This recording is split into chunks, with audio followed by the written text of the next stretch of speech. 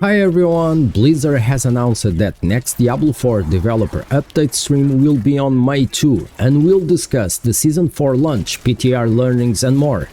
After the PTR, I stopped playing Diablo 4 and now that we are more or less 15 days for the launch, I start wondering which class I will choose and I did some research about the best classes and meta builds for Season 4.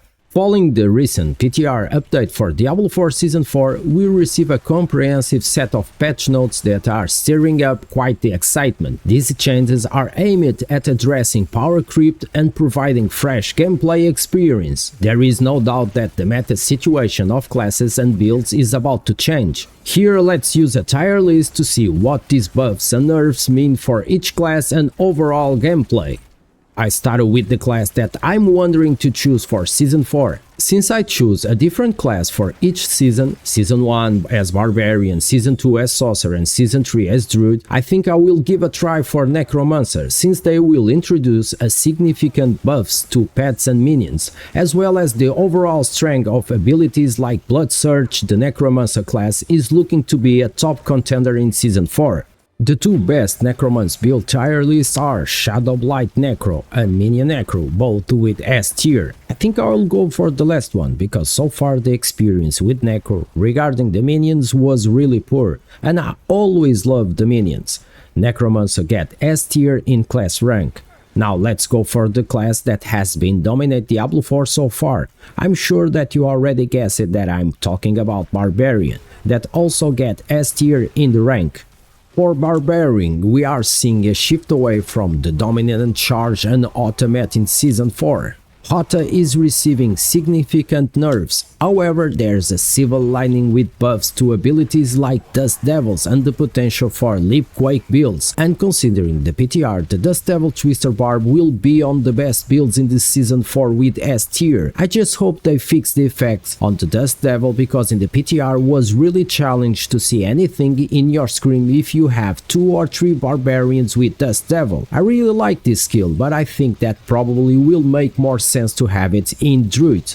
Talking about Druid is our next class in the list, and here we have an A tier for the class. Druids are receiving some love, especially in the companions department, which are getting mega buffed. Shapeshifting is being tweaked to encourage dynamic play between bear and wolves forms. More for shoot Druid and support Druid builds are looking more viable thanks to the new unique items and expect changes. The two builds that will be really strong in the next season are Tornado Druid and Rabbi's Companion Lacerate Druid, both with S tier. SB tier regarding classes we have Sorcerer and Rogue. I like a lot both classes, but since I played them both in previous seasons, I don't think I will play them this Season 4. Anyway, they will have some builds with S tiers such as Frozen Orb Sauce and Firebolt Source, both for Sorcerers and get S tier. Sorcerers are seeing some intriguing adjustments. The Frozen Orb build is being augmented with the new uniques and buffs. Additionally, there seems to be a push towards life-based Sorcerer builds that don't rely solely on berries for survival.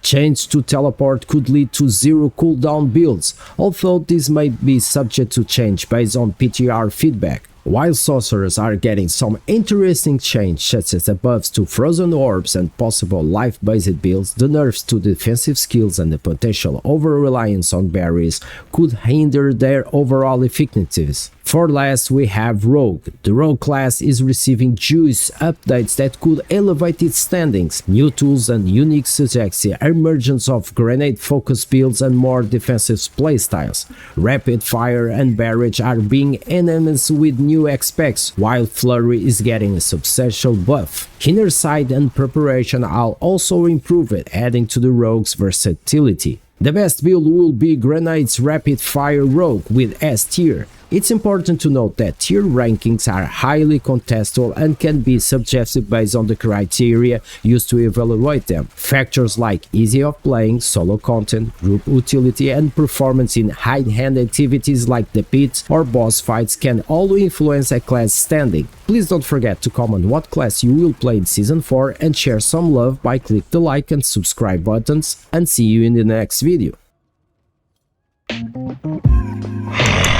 Fresh meat.